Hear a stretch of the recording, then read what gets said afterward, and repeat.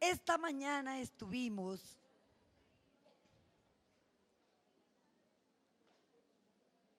ministrando al alma y al espíritu.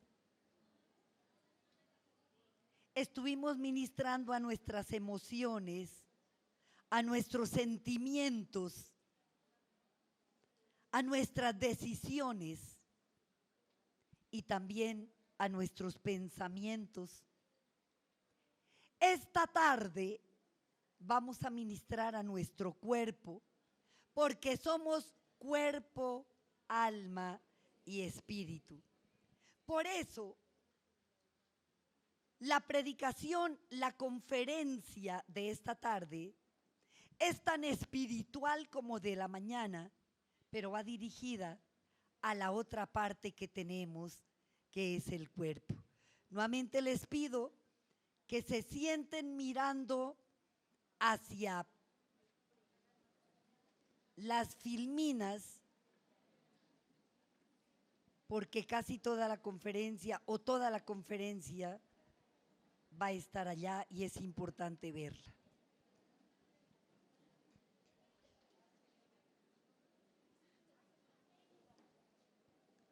Como médica que soy, vamos a hablar de medicina y de salud según la Biblia. Aquí tienen ustedes una fotografía del río Jordán. Esa luz también se podría apagar un poquito, a ver si el calor baja un tricito. Segunda de Reyes nos habla de cómo Eliseo mandó al general del ejército Naamán a que se bañara en el río Jordán para que la lepra saliera de él. El río Jordán es un río que está muy conectado con todo lo que es sanidad.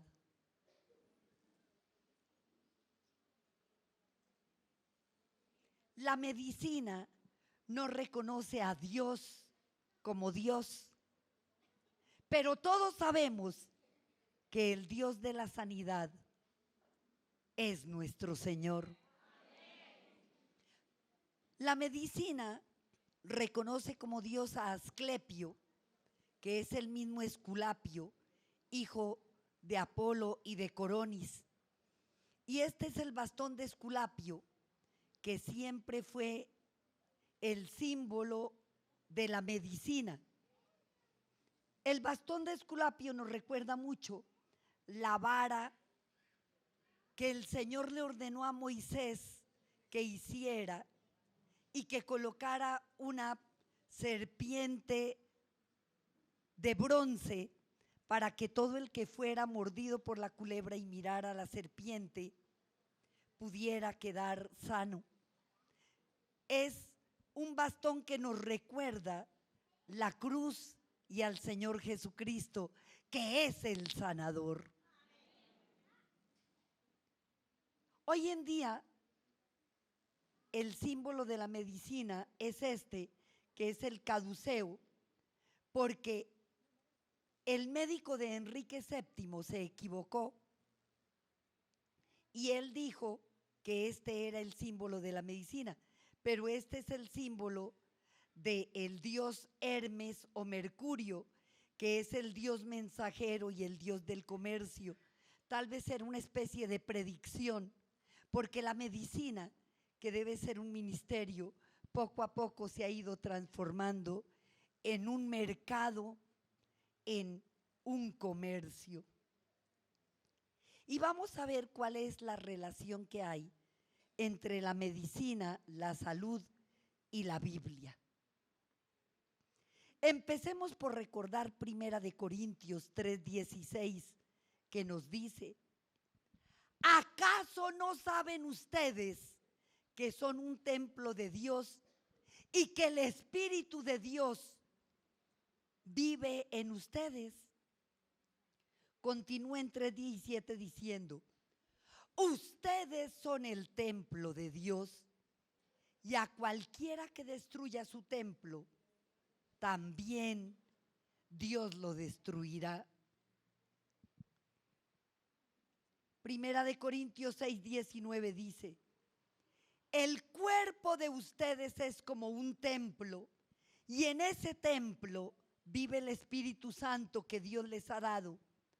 Ustedes no son sus propios dueños. Repitamos estas dos frases. Nuevamente.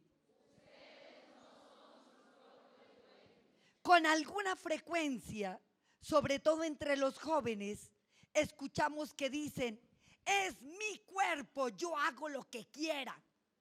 Pero el Señor nos está recordando en Primera de Corintios 6:19 que este cuerpo es el templo donde Dios vive y que no es nuestro, que es de Él.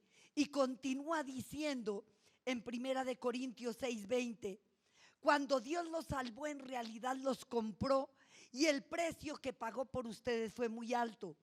Por eso deben dedicar su cuerpo a honrar y agradar a Dios. Vamos a leer esa última parte. Por eso,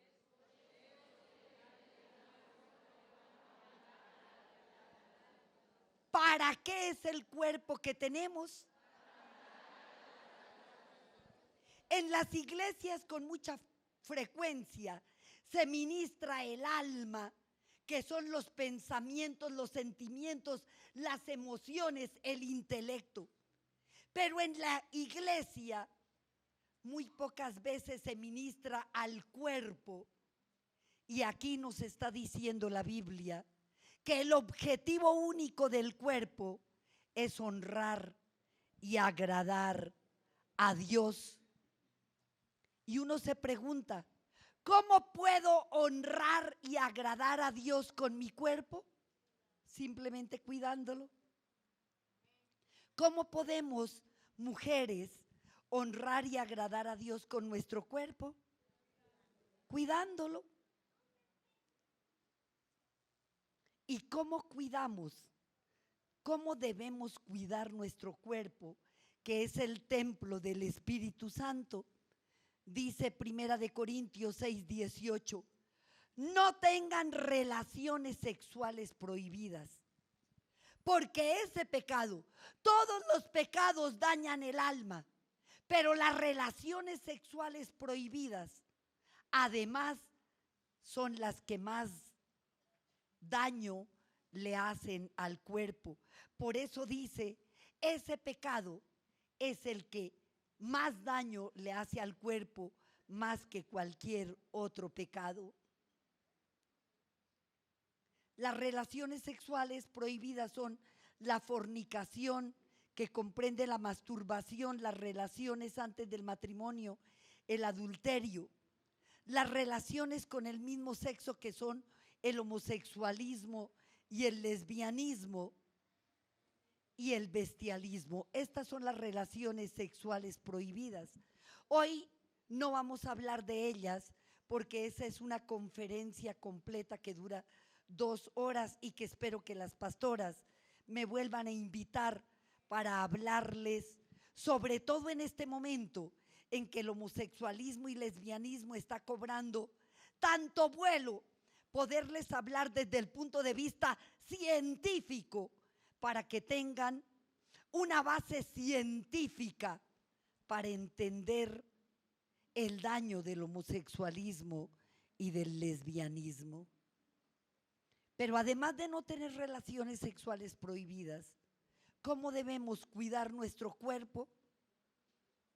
Evitando enfermar a través de la medicina preventiva o procurando la sanidad física, la sanidad mental y espiritual a través de la oración y con ayuda de profesionales idóneos. Mujeres, cuando el cuerpo enferma, es obligación ir al médico, porque el médico es el ministro de Dios para llevarle sanidad al cuerpo.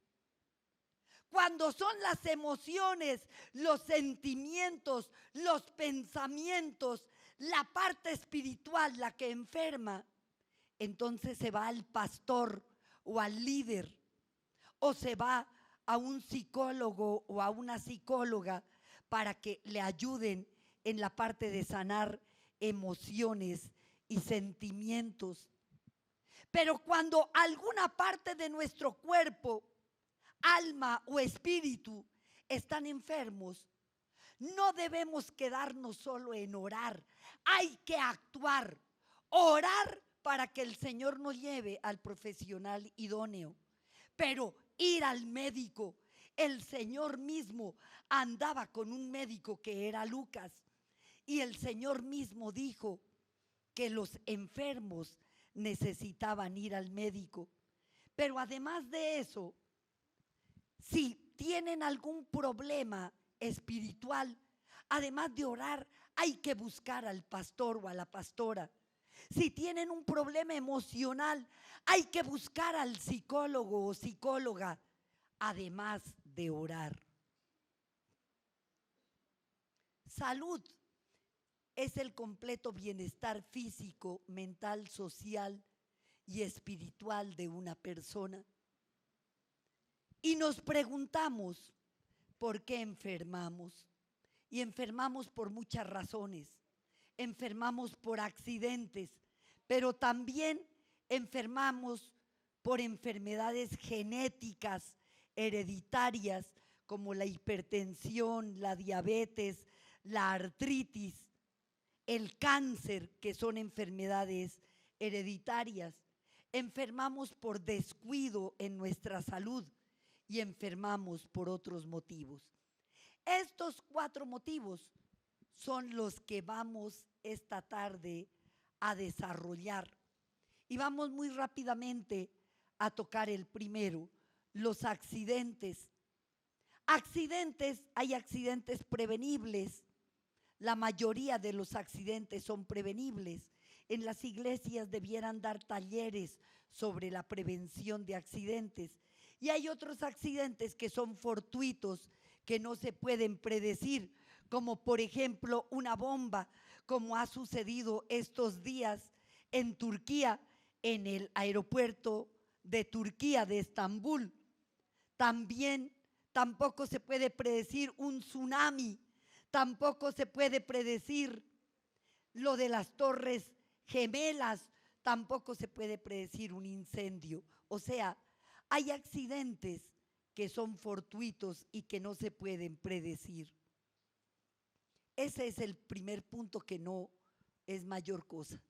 Pero vamos a hablar de las enfermedades genéticas. Es posible que muchas de ustedes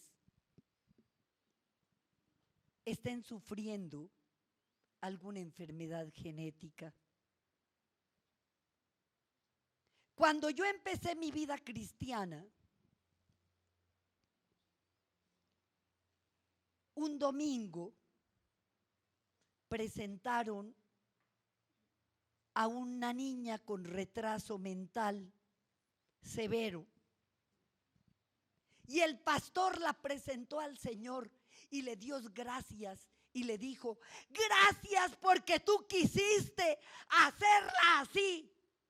Gracias porque a ti te plació que ella naciera así. A mí, en mi interior, la sangre me hervía. Y yo leía la Biblia y la Biblia dice que fui hecha a imagen y semejanza del Señor. Y yo le decía: Dios, ¿tú eres retrasado mental? Porque si tú eres retrasado, yo no te quiero como Dios. Y otro día presentaron a un niño de 4 años con un labio leporino severo. Y el mismo pastor: Dios, gracias porque a ti te plació hacerlo así. Y yo dije: no puede ser, ese Dios yo no lo quiero. ¿Acaso tú, Dios, tienes labio leporino? ¿Acaso tú no dices que nos haces perfectos? Eso tocó mi mente, tocó mi corazón, tocó la ciencia que Dios puso en mí. Y eso me llevó a que me uniera con el doctor Yunis para estudiar las enfermedades genéticas. Yo quería saber qué tan responsable era Dios de las enfermedades genéticas. Porque si Dios es el responsable de que una niña nazca con cáncer, ese Dios yo no lo sigo. Si Dios es el responsable de que un bebé nazca con SIDA, ese Dios no me agrada. Por eso quería saber hasta qué punto es responsable Dios de las enfermedades. Lo que a ustedes les voy a decir en 5 minutos, lo enseño en prestigiosas universidades de medicina en el mundo en varias horas. Lo que a ustedes les voy a mostrar como resultado de un estudio nos costó más o menos 12 años de intensas investigaciones para enseñarles lo que hoy les voy a enseñar, y que le pido sobre todo a las mujeres que aún van a tener hijos que le pongan mucha atención, porque óiganme bien, sí es posible evitar las enfermedades genéticas. Ya los que nacieron o nacimos con alguna de ellas, pero es posible evitar que nuestros hijos las tengan. Las enfermedades genéticas o hereditarias consisten en enfermedades debidas al daño en la información genética, daño que se produce por varios factores. Enfermedad genética quiere decir uno o varios genes dañados. El gen es una unidad de material hereditario que está en los cromosomas, y hay genes dominantes y hay genes recesivos. O sea, todos los seres humanos tenemos 46 cromosomas. Cuando fuimos concebidos, a nosotros nos hicieron 23 cromosomas de papá y 23 cromosomas de mamá. Esos 46 cromosomas son los que dan la información de lo que cada una de nosotras somos en los aspectos físicos y orgánico. Y esos cromosomas, cada uno está conformado por muchas unidades genéticas que se llaman genes. 46 cromosomas, pero millones de genes. El cromosoma sexual para las mujeres se llama X, y el cromosoma sexual en los varones puede ser X o puede ser Y. Si el cromosoma sexual masculino del espermatozoide que fertiliza un óvulo femenino es X, se va a unir al cromosoma X de la mujer y vamos a tener una mujer. Pero si el cromosoma sexual del hombre es Y, se va a unir con el cromosoma sexual de la mujer, que solamente es X, y entonces da XY, que es un hombre.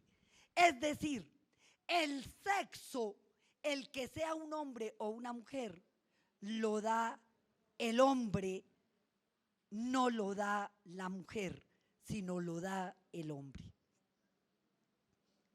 Dentro de los genes que conforman los cromosomas, hay genes dominantes y genes recesivos.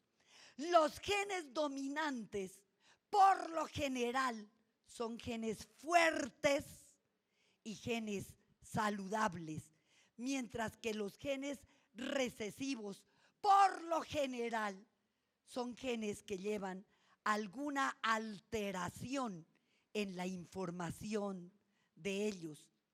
Normalmente los genes dominantes son los que van a formar el nuevo ser, pero resulta que hay determinadas condiciones que hacen que un gen recesivo, que casi todos son enfermos, se transforme en un gen dominante por un tiempo corto o largo.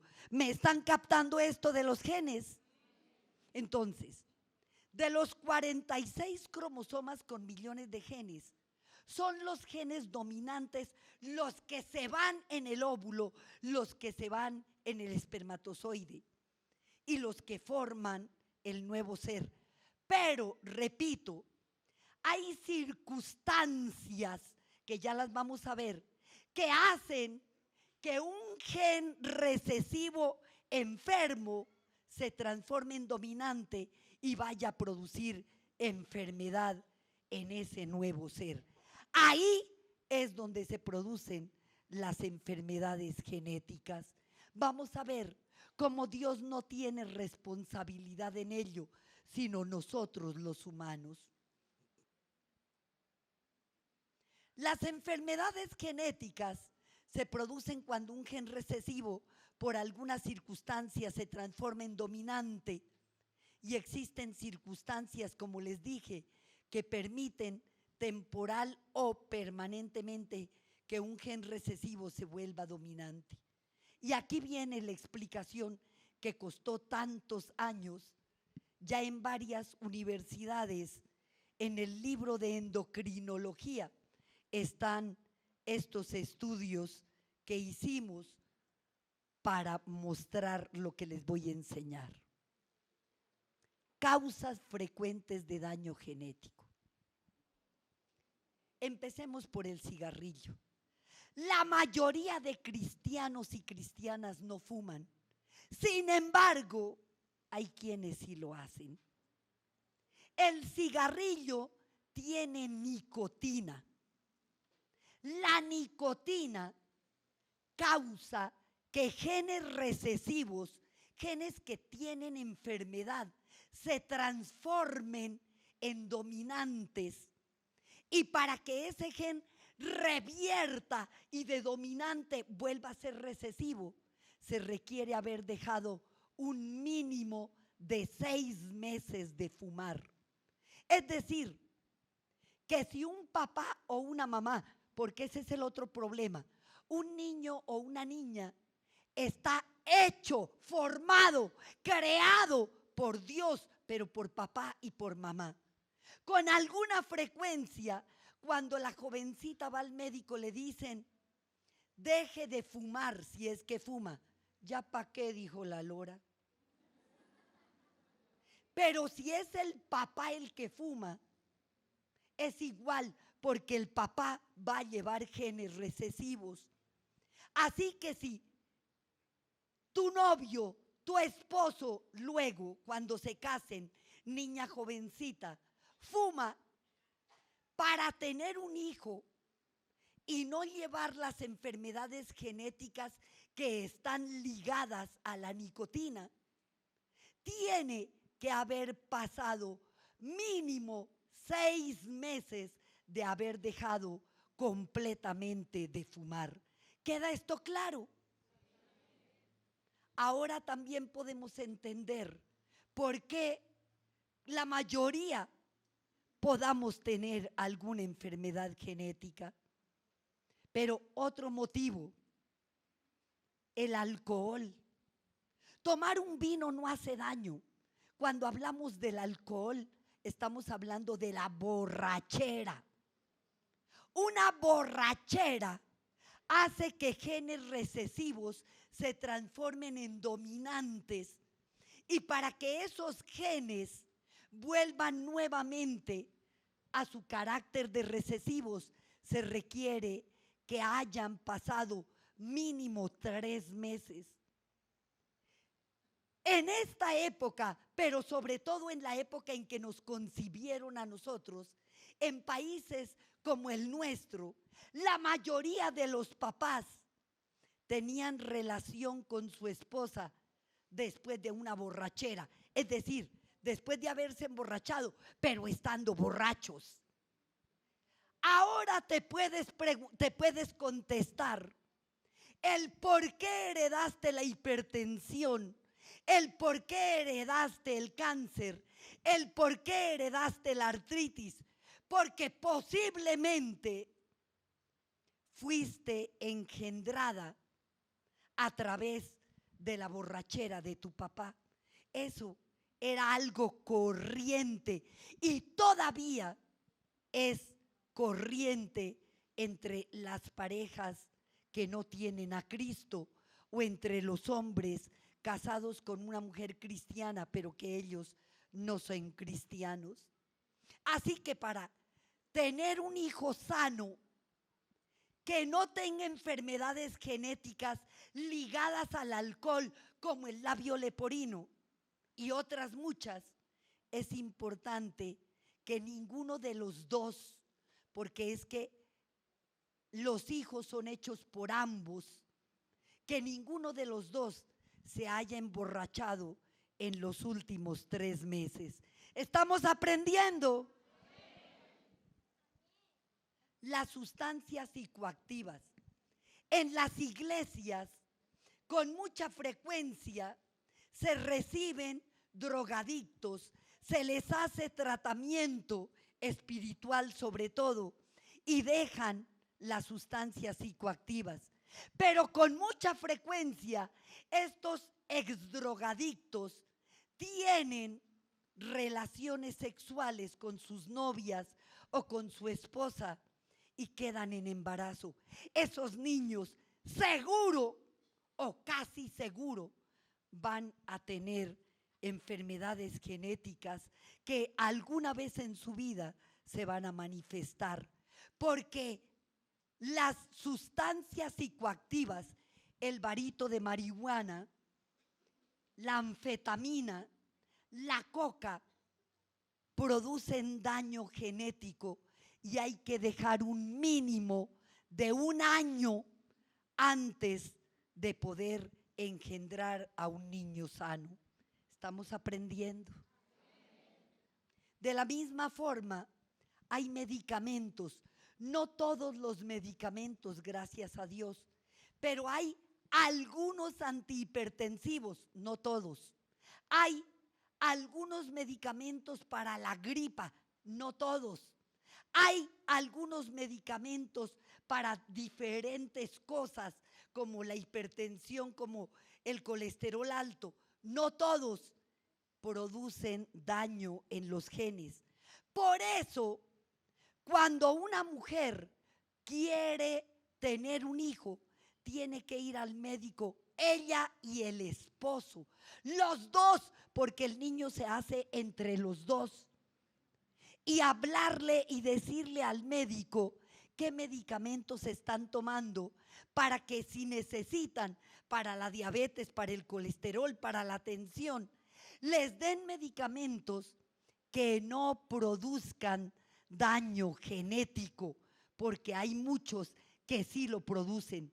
Por eso, cuando uno piensa tener un hijo, no puede tomar, no debe tomar un antigripal sin primero preguntarle al médico, porque la mayoría de los antigripales tiene pseudoefedrina y la pseudoefedrina produce daño genético que pasa más o menos a los 15 días de haber dejado de tomar el medicamento.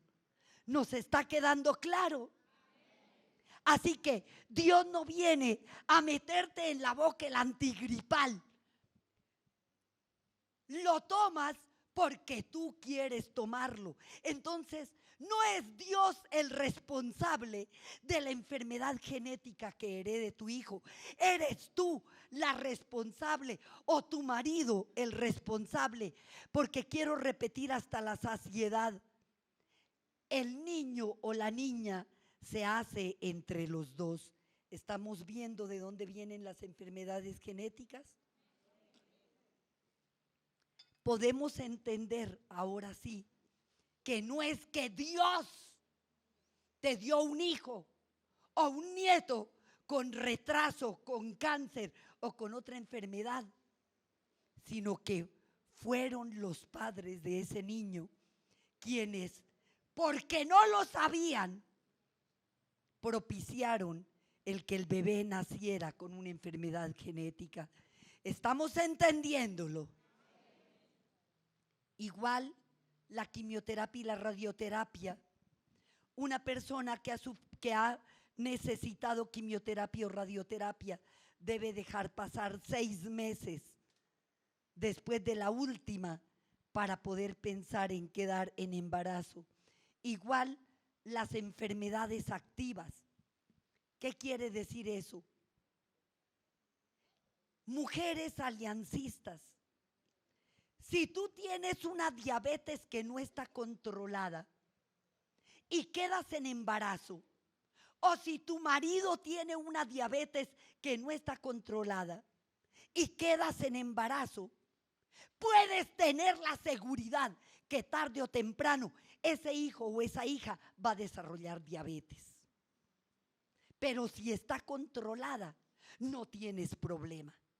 Si tú tienes la tensión alta que no está controlada, o tu marido tiene la tensión alta no controlada, vas a tener un hijo o una hija que tarde o temprano va a sufrir de tensión alta. ¿Te queda claro? Por eso la responsabilidad cuando se va a tener un hijo, de que la tensión esté normal, así sea tomando medicamentos, porque hay medicamentos que no alteran los genes, de que el colesterol esté normal, de que la artritis esté controlada, para que los hijos no vayan a heredar la enfermedad activa del papá o de la mamá. También la edad de la pareja. Una vez más, recuerden, un hijo o una hija no lo hace solo la mujer, lo hacen la mujer y el hombre. Por eso la edad es la edad de papá y de mamá. Cuando se habla de edad de la pareja, se suman la edad de los dos. Un ejemplo, una mujer de 40 años casada con un hombre de 42, la edad de pareja son 82 años. Una mujer de 45 casada con un hombre de 40 suma 85. Una mujer de 30 casada con uno de 70 suman 100. Así que es la edad de la pareja.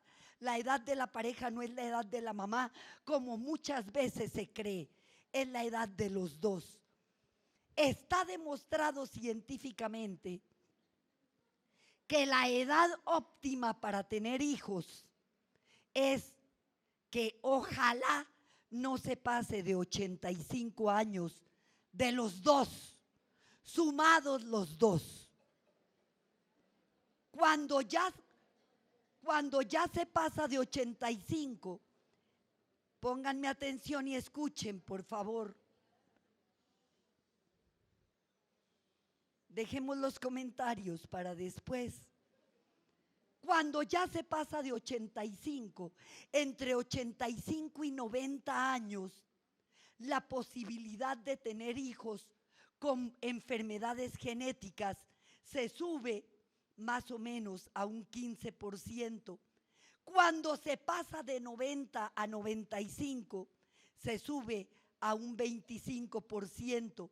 Pero cuando se pasa de 100 años, la posibilidad se sube a un 60%. ¿Nos queda claro? Así que sí hay responsabilidad cuando se tiene un hijo. Por eso, tener un hijo no es solamente tener relaciones sexuales. Tener un hijo requiere que se piense y se planifique para evitar que ese hijo nazca con enfermedades genéticas.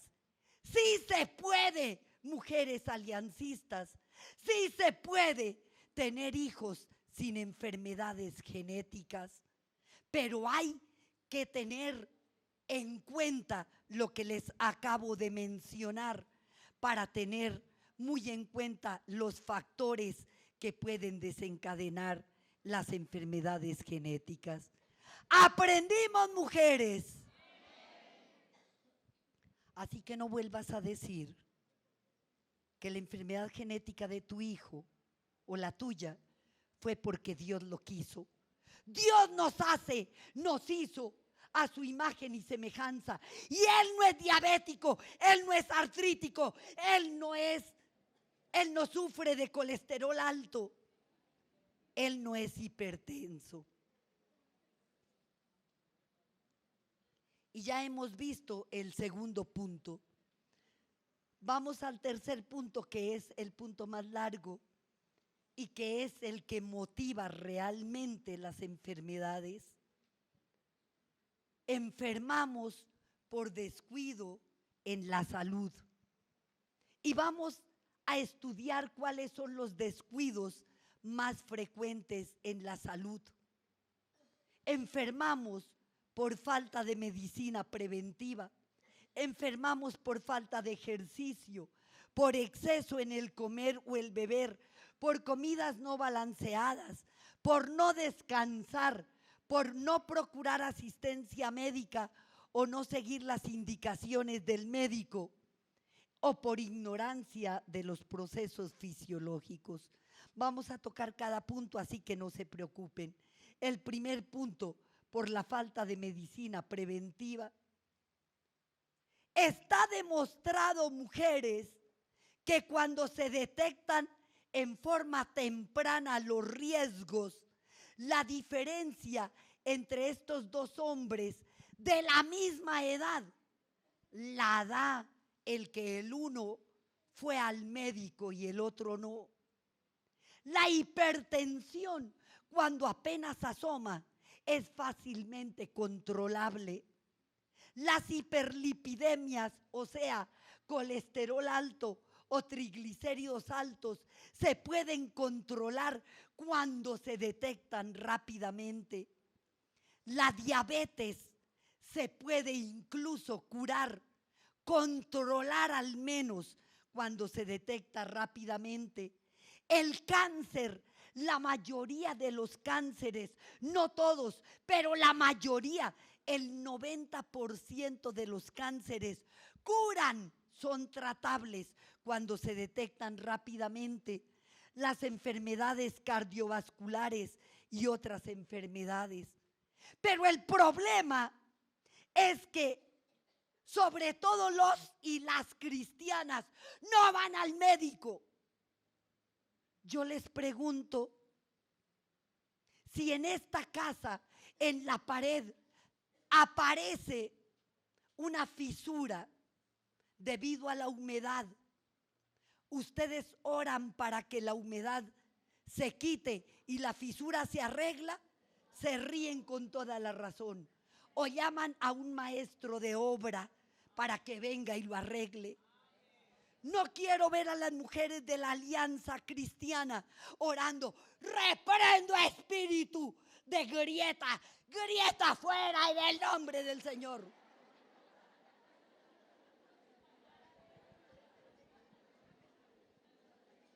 Pero no se ríen y sí lo hacen con su cuerpo. Su cuerpo no es otra cosa que una casa donde cada una de nosotras vivimos. Nosotras somos un alma y un espíritu que vive en un cuerpo. Cuando el cuerpo se fisura, cuando el cuerpo se agrieta, cuando el cuerpo se enferma, hay que ir al médico. El médico no es otra cosa que un maestro de obra que en vez de tratar la grieta en la pared, trata la enfermedad en el cuerpo. Pero hay que ir. Sin embargo, ¿qué hacemos? Nos quedamos en orar. Sí, hay que orar, pero además hay que actuar. Hay que ir donde el médico para evitar la medicina, para evitar con la medicina preventiva el que nos enfermemos. Amén, mujeres. La detección temprana de riesgos se realiza a través de valoraciones periódicas de salud física, de salud mental y de salud espiritual a través de los respectivos profesionales idóneos y debe ser una prioridad para todo buen cristiano. Mínimo una vez al año hay que ir al médico, pero mínimo una vez al año hay que pedir consejería con un líder, con una líder, con la pastora, con el pastor, para evitar caer en la enfermedad espiritual. El ir a la iglesia, conferencias como estas, son parte de la medicina preventiva para el alma y el espíritu. Pero también enfermamos por falta de ejercicio. El ejercicio es fundamental para que funcionen bien los sistemas muscular, óseo y circulatorio. Pero mujeres, el ejercicio requiere de ropa adecuada y de una dirección técnica acertada. Yo no recomiendo comprar instrumentos, caminadoras, bicicletas para tener en casa, porque la gente utiliza estos aparatos sin que nadie los dirija. Las personas creen erradamente que están haciendo bien el ejercicio y no se dan cuenta que muchas veces lo hacen mal y el daño es peor que el mismo ejercicio. Por eso, lo adecuado es ir a un gimnasio, es reunirse y tener un profesor para que les dirija en los ejercicios.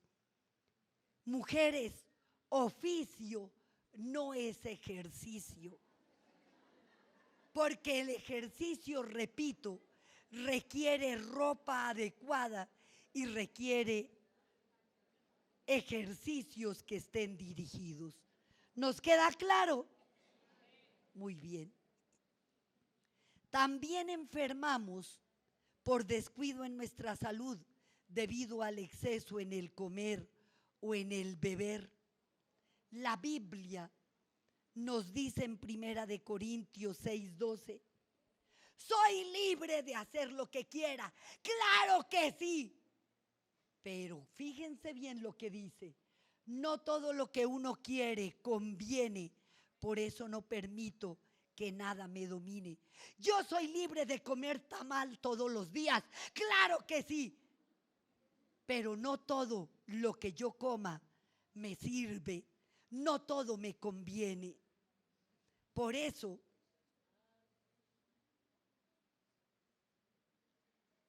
dice Romanos 13:13, no vayamos a fiestas donde hay desórdenes, ni nos emborrachemos, ni seamos vulgares, ni tengamos ninguna clase de vicios, porque los vicios siempre producen trastornos de salud. Primera de Timoteo le decía Pablo a Timoteo, como casi siempre estás enfermo del estómago, no bebas solo agua, sino también un poco de vino. A veces somos más santas que el Señor Jesús.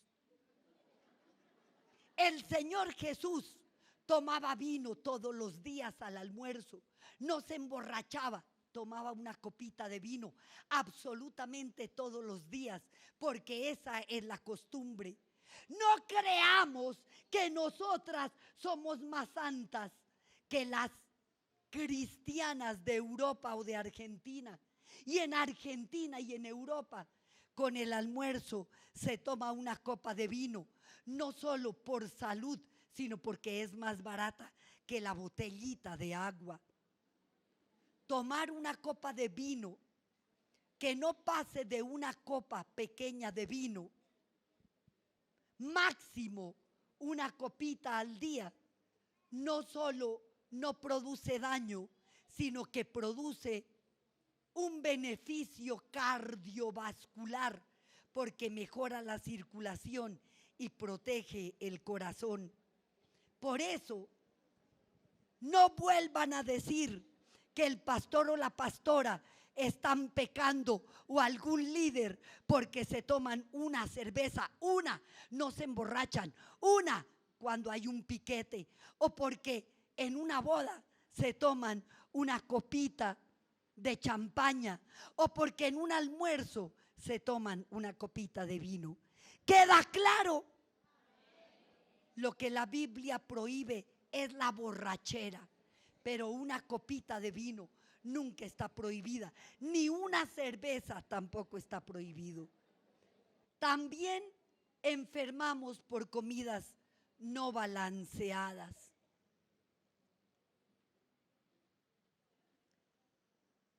Mujeres, en este punto quiero que me pongan toda su atención.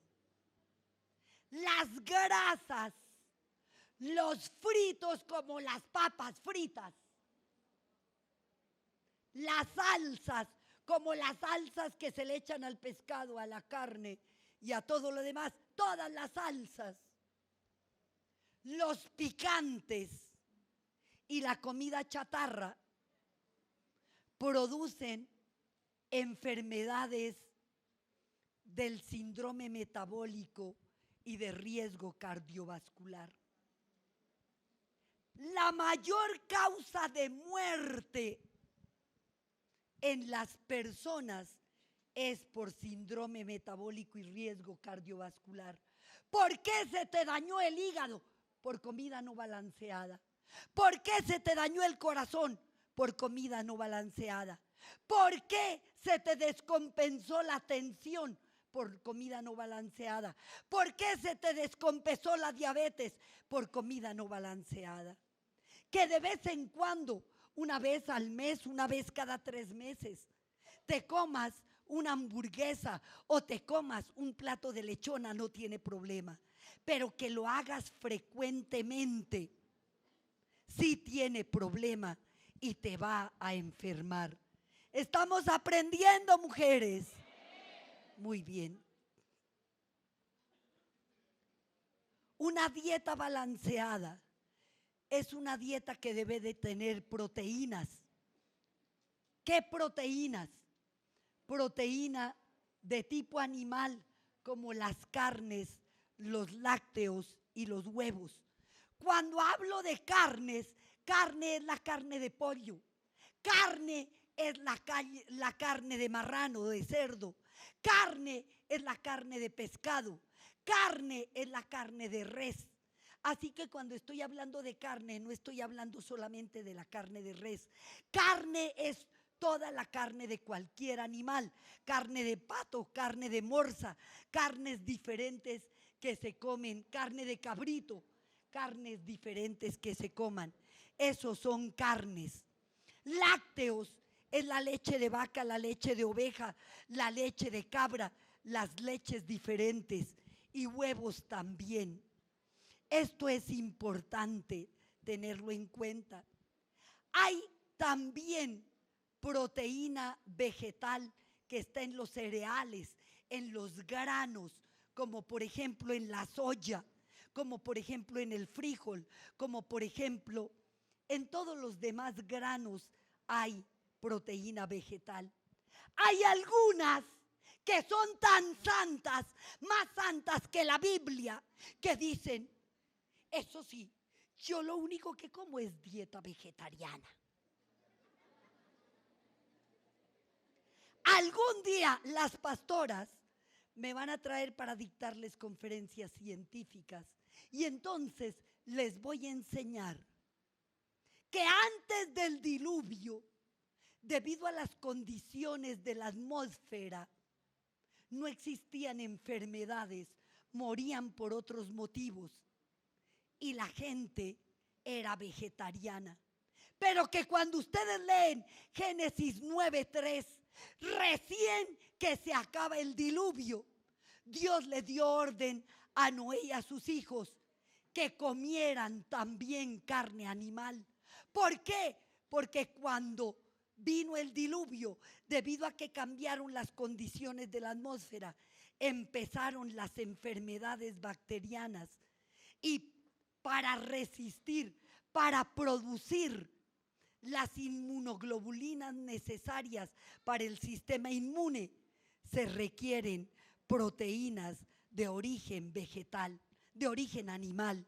Así que aquellas personas que hacen dieta vegetariana no es bíblica, están haciendo una dieta de antes del diluvio. Si usted es antidiluviana, pues no coma sino hojas. Pero Dios mismo enseñó en Génesis 9:3, y como Pedro era más santo que Dios, Dios le bajó un lienzo y le dijo: mata y come. Y Pedro le dijo: yo no como de eso, porque esos son animales inmundos. Y le tuvo Dios que dar 3 veces la orden para que comiera y para que no le dijera que eran inmundos los animales. Por eso, a menos que por una enfermedad te hayan quitado la proteína animal, que eso es diferente. Si porque tienes una enfermedad renal, por ejemplo, te quitaron, o tienes una artritis gotosa, te quitaron la carne, eso es muy diferente a decir que es más saludable la dieta vegetariana que la dieta con proteína animal. ¿Nos queda claro, mujeres? Estamos describiendo qué debe contener una dieta balanceada para una persona que es sana, que no le han mandado restricciones dietéticas. Además de proteína, una dieta balanceada debe tener verduras, que son las que llevan, las que aportan los minerales.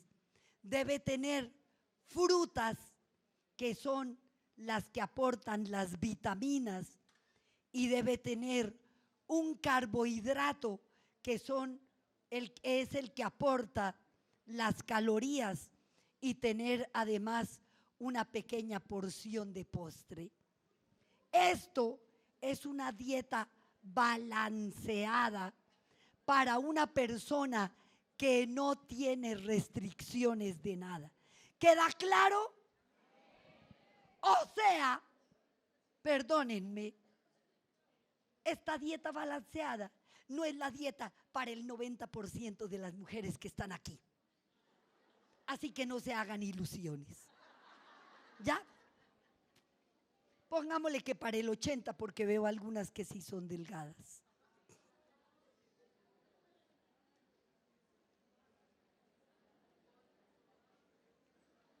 Cualquier persona que tenga algún tipo de enfermedad puede requerir una dieta especial y no la dieta anterior que yo les señalé. ¿Queda eso claro? Por ejemplo, hay dietas especiales que deben ser ordenadas por el médico. Un ejemplo, una persona que tiene una insuficiencia cardíaca, le van a dar una dieta con restricción de líquidos y con restricción de sal. Una persona que tiene una insuficiencia renal, le van a quitar las proteínas de origen animal. Una persona que tiene el colesterol o los triglicéridos altos, le van a quitar los fritos, las grasas. Con respecto a los aceites, quiero que aprendan lo que les voy a enseñar. Los aceites que dicen 0 colesterol, son 0 colesterol cuando están crudos. Pero todo aceite 0 colesterol, cuando calienta, pasa de insaturado, que son los 0 colesterol, a saturado, y sube el colesterol. Por eso cuando usted dice: yo como huevo frito, pero en aceite de oliva,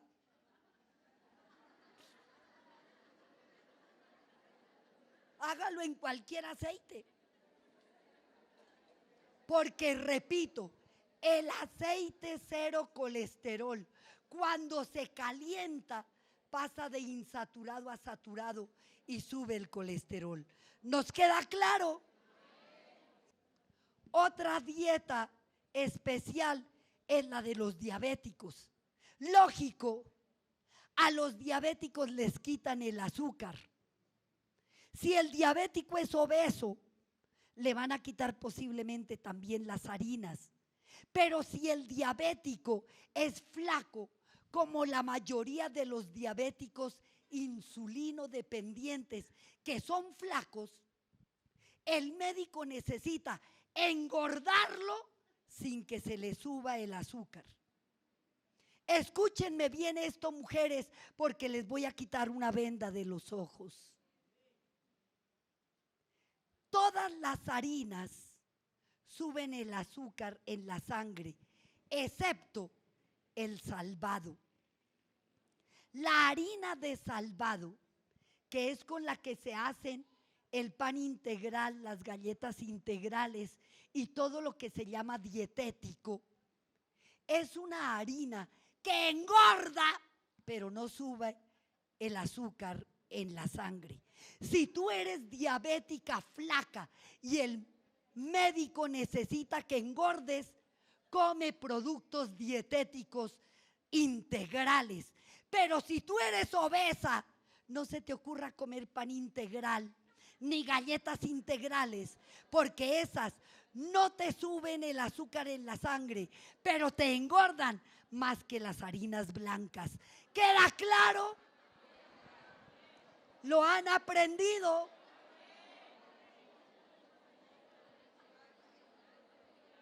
Silencio, por favor.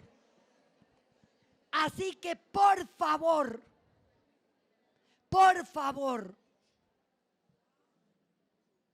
eviten comer las harinas integrales si ustedes tienen que bajar de peso. Otra dieta especial es la dieta para los obesos. Una mujer, un hombre obeso, ahora les voy a dar una dieta muy especial. Si quieren bajar de peso, mientras bajan de peso, tienen que poner 0 azúcar y 0 harinas. Escúchenme bien la palabra, 0. 0 quiere decir 0. 0 es no un mordisquito. 0 es no una cucharadita de arroz. 0 es no un pedacito chiquitico de papa. 0 es 0. Porque si ustedes quieren bajar de peso y no quitan las harinas, al disminuir las harinas, se estabilizan en el peso. Puede que bajen 1 o 2 kilos, pero ahí quedan y no vuelven a bajar. También, si quieren bajar de peso, mientras bajan de peso, oigan bien, mientras bajan de peso, deben dejar los cereales, es decir, la soya y productos de soya, la arveja, la lenteja, el frijol, los Kellogg's, las azucaritas, mientras bajan de peso, porque son cereales y el maní, porque estos cereales son nutritivos, pero suben de peso. ¿Estamos aprendiendo? Entonces, ojalá guarden silencio a ver si yo puedo hablar más pasito. Están aprendiendo, ¿verdad? Entonces, estos son dietas específicas para personas específicas. Vamos a hablar de una dieta modelo para adelgazar, la cual no tendrá ni chocolatico ni tendrá friticos. La dieta que yo les voy a dar es para personas mayores de 30 años, las que ya han terminado el crecimiento. Las jovencitas y los jovencitos requieren una dieta dada por la nutricionista porque tienen que comer un poquito de harina y un poquito de postre y se les dan harinas especiales. Pero las personas mayores de 30 años que quieran bajar de peso, esta dieta que les voy a dar es una dieta ideal para poder bajar de peso lentamente, pero en una forma segura. Y no es una dieta de hambre, es una dieta de comer, pero de no comer cosas que engorden. ¿Estamos claras? Muy bien. Es una dieta de no azúcar, no panela, no harinas, no cereales y no grasas. Les voy a dar un ejemplo de esta dieta. Por ejemplo, el desayuno. El desayuno, mujeres, debe ser el rey de las 3 comidas. Toda persona que quiera mantenerse saludable debe desayunar muy bien. Aquella que dice, no, yo sí hago dieta, es que al desayuno me tomo solo un café. Eso le hace daño. Cuando el cuerpo lleva mucho tiempo de no comer, en el páncreas se produce una hormona que se llama glucagón. Y el glucagón hace que se retenga el agua y que se retenga la grasa. Por eso habrán visto ustedes que algunas de ustedes aguantan hambre y no bajan de peso. Porque aguantar hambre es malo, porque el páncreas estimula la producción de glucagón y el glucagón ayuda a mantener el sobrepeso. ¿Nos está quedando claro? Por eso les voy a enseñar. El desayuno debe ser la comida mejor de todo el día. Al desayuno se debe comer fruta o jugo sin azúcar. Yo les recomiendo que en lo posible ustedes eliminen los jugos. Porque ¿qué es un jugo? Un jugo es un poquito de agua, un poquito de fruta con un jugo de agua. ¿Cuántos vasos de jugo hace usted con un mango? Más bien, cómase el mango. ¿Cuántos vasos de jugo hace con un pedacito de papaya? Más bien, cómase la papaya. La fruta hace más provecho porque además el bagazo de la fruta es donde están la mayor parte de la fibra y la mayor parte de las vitaminas. Por eso, en lo posible, es mejor no a los jugos, sino darle fruta a los hijos, al esposo y comer ustedes fruta en vez de jugo, que no es sino agua teñida de fruta. Además de que siempre debe haber fruta o jugo, puede haber si quieren, no tiene que haber, sino puede haber una bebida caliente. Por ejemplo, un café, una leche, un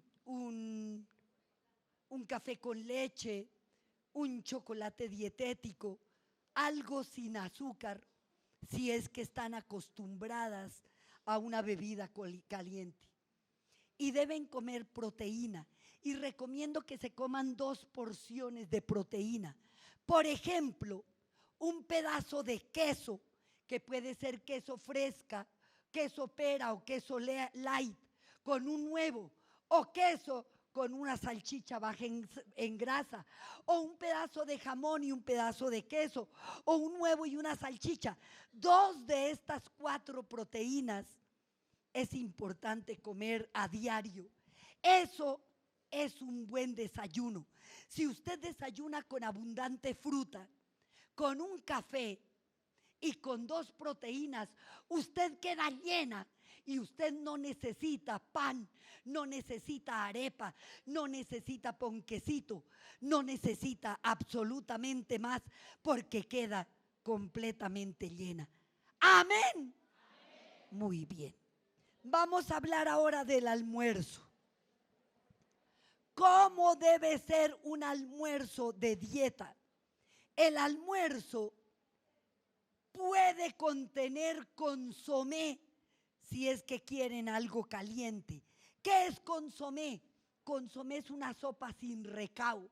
Si usted le hizo a su marido una sopa de papa, con la cuchara, con el cucharón, saque el agua, pero no se sirva ni arvejas, ni papa, ni nada más, sino solo el agua. Eso es un consomé, un caldo, un agua que tiene sabor a algo. O coma fruta a la hora del almuerzo. Una proteína. La proteína puede ser carne sin grasa o pollo sin grasa o pescado a la plancha. Pero una carne que contenga salsas, una carne que contiene guisos, la va a subir de peso. Es carne a la plancha o al horno. Es pescado a la plancha o al horno. Es pollo a la plancha o al horno, no frito. Debe contener una verdura caliente. ¿Cuál es la importancia de la verdura caliente en la dieta? La verdura caliente tiene una sustancia. Cuando se cocinan las hojas verdes, producen una sustancia que con los jugos gástricos se infla y produce llenura. Si usted es de las personas que necesitan comer mucho para tener saciedad, entonces debe comer siempre al almuerzo verdura caliente, porque la verdura caliente es la que le va a dar la sensación de saciedad. Usted no come verdura caliente por alimenticia, porque la verdura caliente no es tan alimenticia como la cruda. Usted la come porque, repito una vez más, la verdura caliente es la que le va a dar la sensación de saciedad. ¿Queda claro? Además de eso, una ensalada fría. Una ensalada fría que esa sí alimenta de todas las hojas que usted quiera. Y a la ensalada usted le puede agregar aceite cero colesterol y un poquito de pimienta. Pero no aderezo, sino aceite, por ejemplo, aceite de oliva. Tomen la foto cuando ya esté todo completo. Pero no le agreguen aderezo, porque el aderezo la va a ayudar a subir de peso. También puede comer postre. Hay algo que es la gelatina dietética. La gelatina dietética es muy rica y es pura proteína. La dietética no tiene azúcar.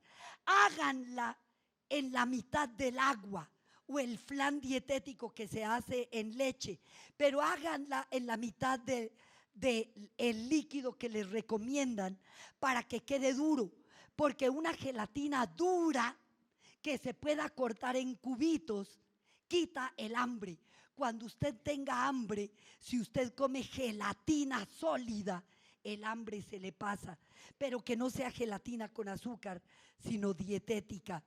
Y debe tomar agua aromática, té caliente o cafecito.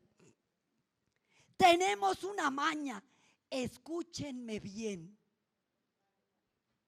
Tenemos una maña, y es que cuando uno llega al restaurante, lo primero que le dicen es: ¿qué quiere tomar? ¿Gaseosa o jugo? Uno generalmente pide algo, sobre todo para quitarse al señor de encima. Pero a la hora del almuerzo, con las comidas, no se debe tomar mucho líquido y mucho menos frío, porque daña la digestión.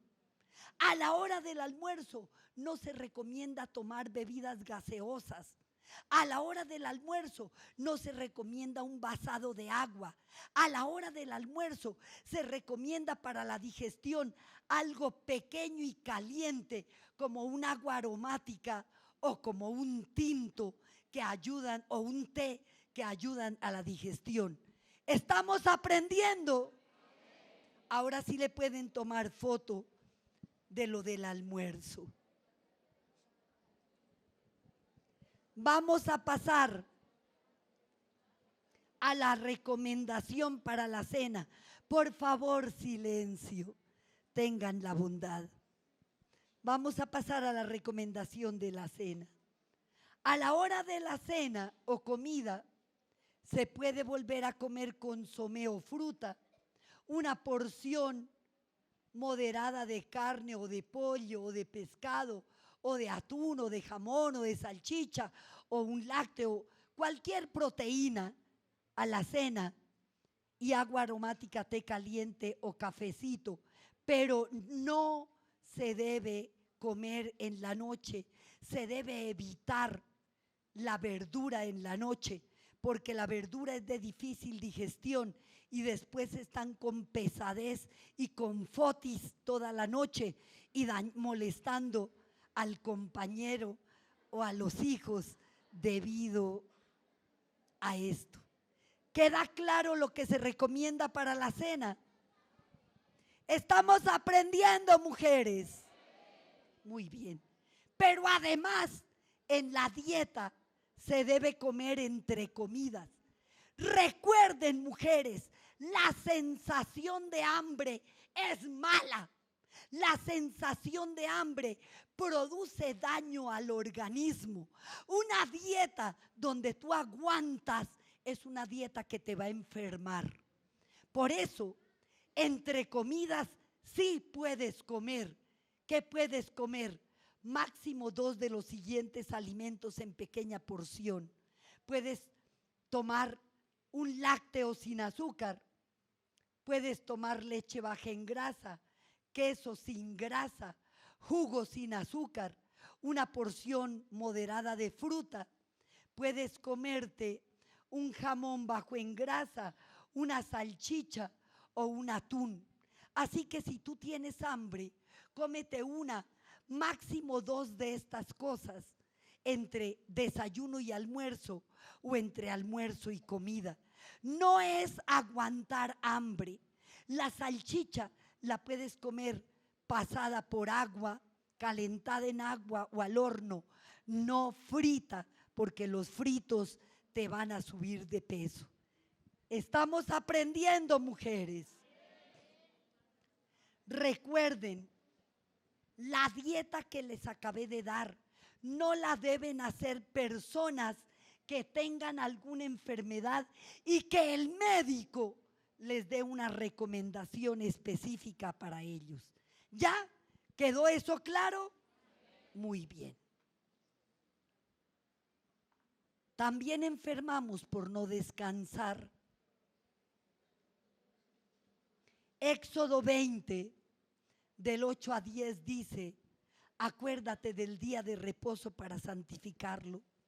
6 días trabajarás y harás toda tu obra, pero el séptimo día es de reposo para Jehová tu Dios. Hay 2 tipos de descanso.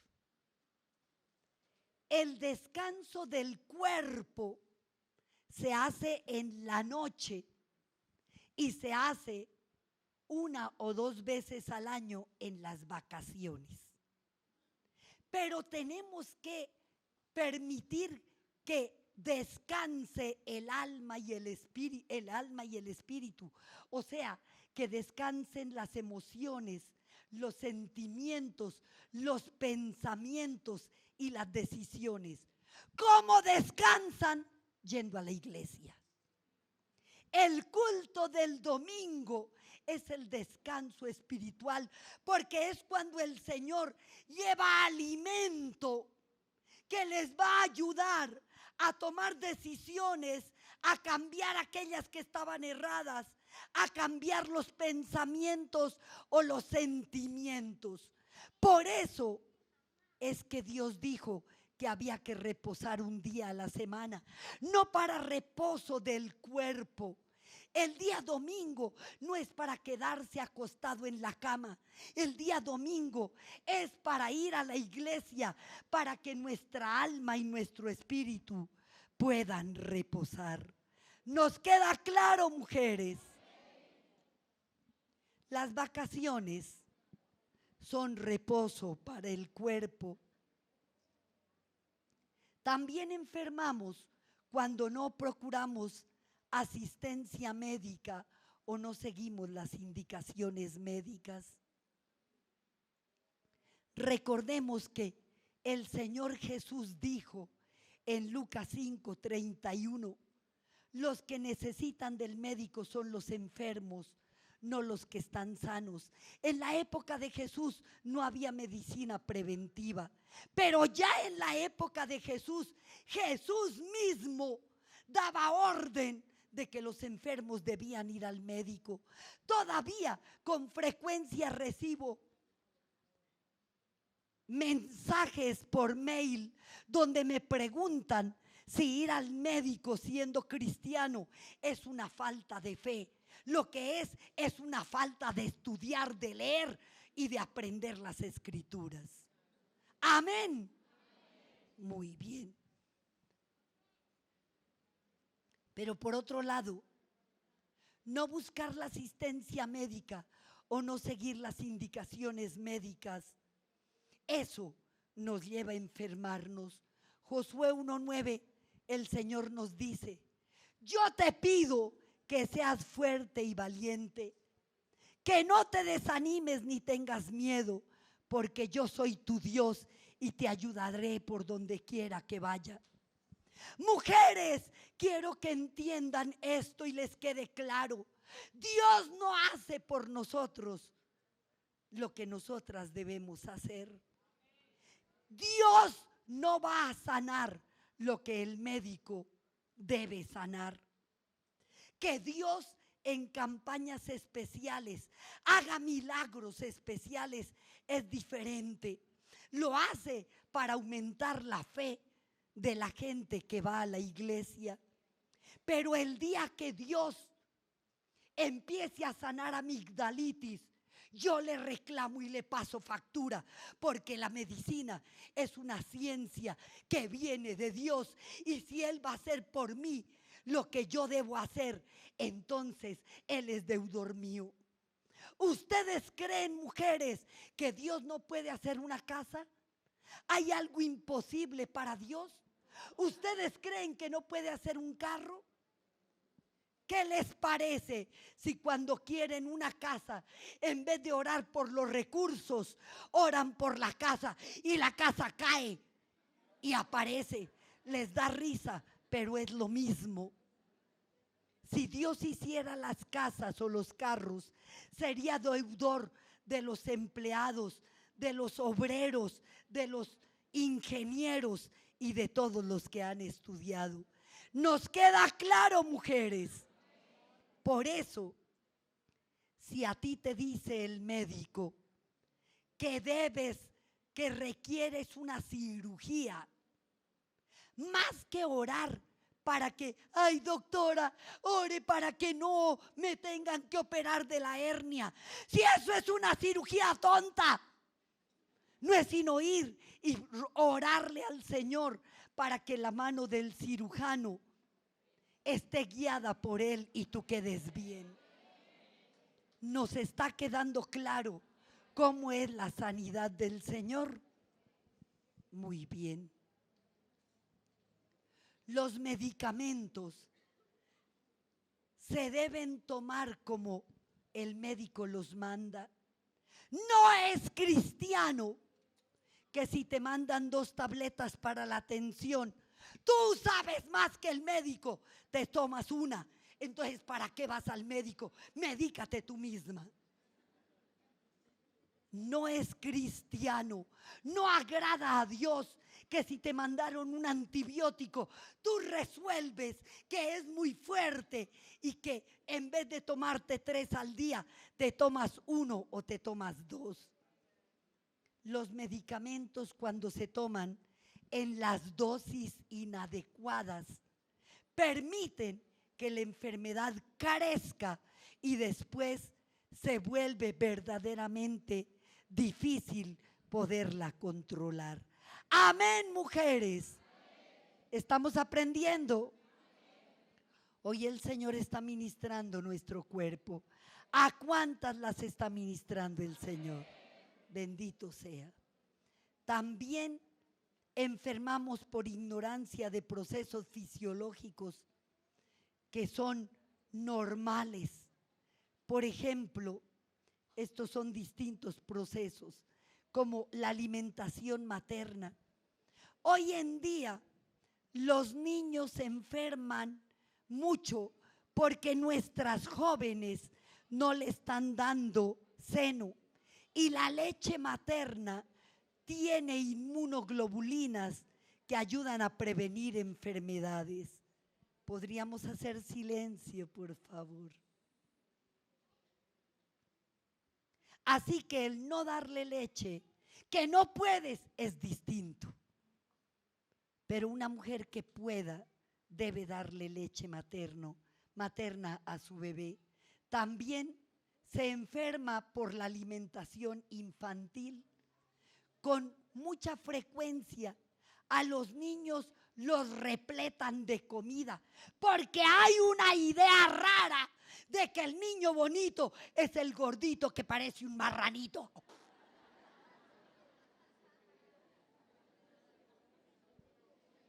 Un niño sano es aquel que tiene la edad con relación al peso y a la talla. El peso de un niño no depende solo de la edad, depende de la talla, porque hay niños de la misma edad que son más grandes o más pequeños. Entonces, el peso también es diferente. Una dieta balanceada para niños y niñas debe ser como la dieta que les dije al principio, con proteína, con verdura, con fruta, con carbohidrato. Eso y con postre. Esa es una alimentación adecuada. Pero mamás, ofrézcanles porciones acordes a la edad. ¿Por qué a los niños no les agradan las verduras? Madres que apenas están empezando a criar, si ustedes, antes que darle frutas a los niños, les dan verduras, los niños aprenden a comer verdura. Lo primero que se le debe dar a un niño después del tetero son verduras. Si los niños aprenden a comer las verduras, después les queda el hábito de la verdura. Pero si a un niño después del tetero lo primero que se le da es una fruta, por el dulce el cuerpo empieza a pedir fruta y ya después no quiere la verdura. Las porciones deben ser de acuerdo a la edad. No necesitan comer un montón, necesitan que lo poco que coma sea lo nutritivo.